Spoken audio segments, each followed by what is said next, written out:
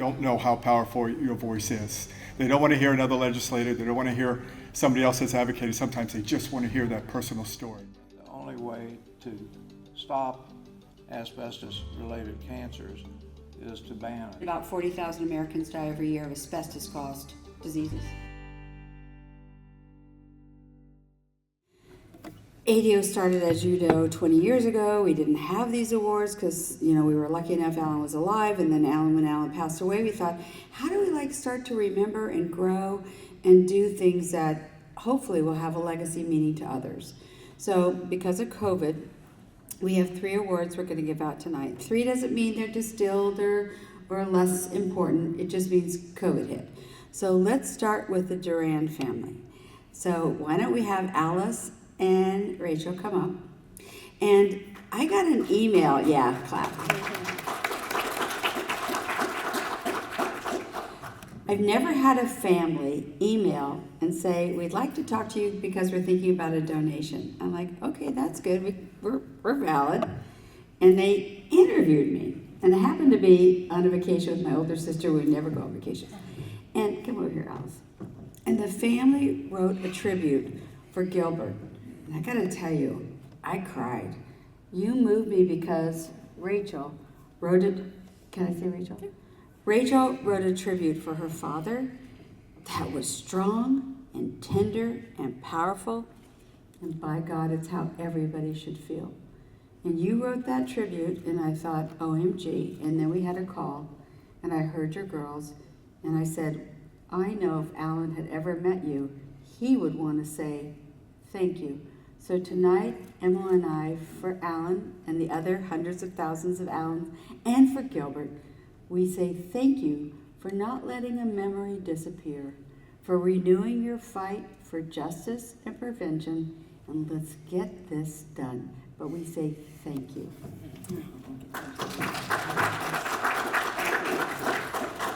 Yeah? Okay. Now you get to say something. Okay, it was a great honor to be sharing this award with Pat. You know what the firefighters have been doing all this time, and it means a lot for us to be able to share the Alan Reinstein Award with you. Now, my husband worked construction, and he was also, and all his fellow workers were also exposed to asbestos with the same clouds and everything that's going on.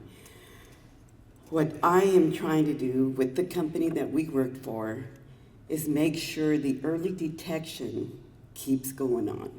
When I was there as a safety organizer, I was making sure all our guys had their PPE on all the time. We were being fit tested for our masks. We were doing a lot of anything that I knew I had to do to keep them safe. OSHA was always there. No, they weren't there, but we were afraid they were going to be getting there, so I made sure all our guys were always walking the line.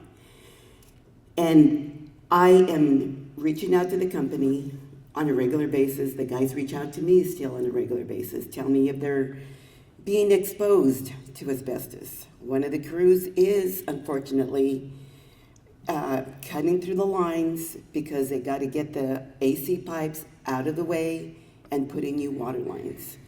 But unfortunately, they're also being exposed. They're doing the water, they're wetting it down, and they're doing technically what they're supposed to.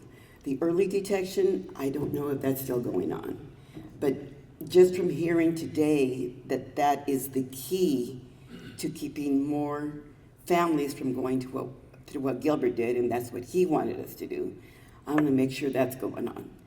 What resonates with me also is what I think the firefighter said, mourn the dead, but work like hell for the living. And we'll continue doing that.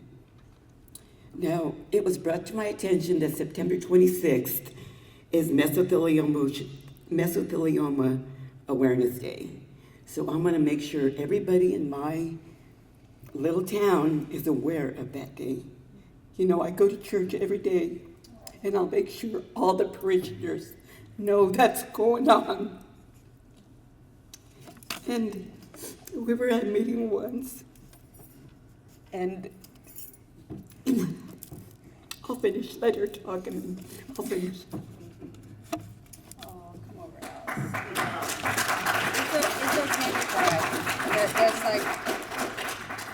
Linda and Emily, thank you so much for this award. I know how much your husband and your dad meant to you, and so it's just an award that we are so grateful for and will always cherish. I was always Daddy's little girl, and he was, ever since I was little, I was always with my dad. And so the day that I knew that I was going to lose him was not a day I was looking forward to. And then the day came. And, as Patrick said, you immediately feel alone. Like, that's just the word that comes, is you feel like you're completely and all alone. And at that time, one of the last things he said is just, don't let other people go through this. And I remember just not knowing where to start, but knowing I had to do something, and I felt all alone and was going through everything. And I will always be grateful for Linda. Because we did send that email, and there's so many organizations, and there's so much, various ones who talk the talk, but they don't walk the walk. And so I was constantly just looking for an organization that I could trust and that would do what my father wanted to do. And I have been so grateful and thankful for Linda and all that she's done. Even last night when she said, I can't sell other people's stories. I don't feel comfortable doing that. Well, you're welcome to use ours. And that makes us want to talk more and to advocate more. And as you lose your father, you think about what he's taught you. And my dad taught me a few things, and he said, do what's right. You have your own mind, just do what's right. And then as he saw me, growing up in my career, he said, take care of others.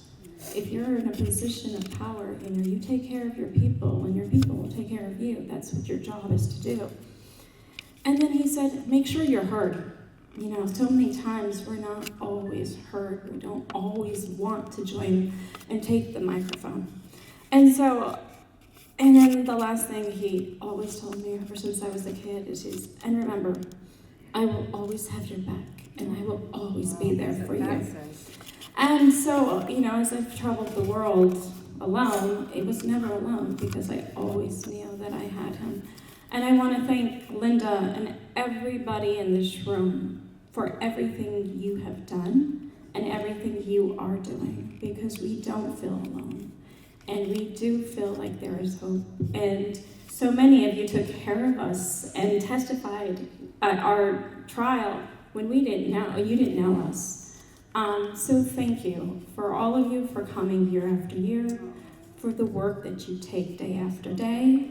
Linda, thank you so much for bringing us all together, because it has made a difference for us, and it will make a difference for others. So thank you for this award. Thank you, everybody, for your work. We really appreciate it. I'm coming over.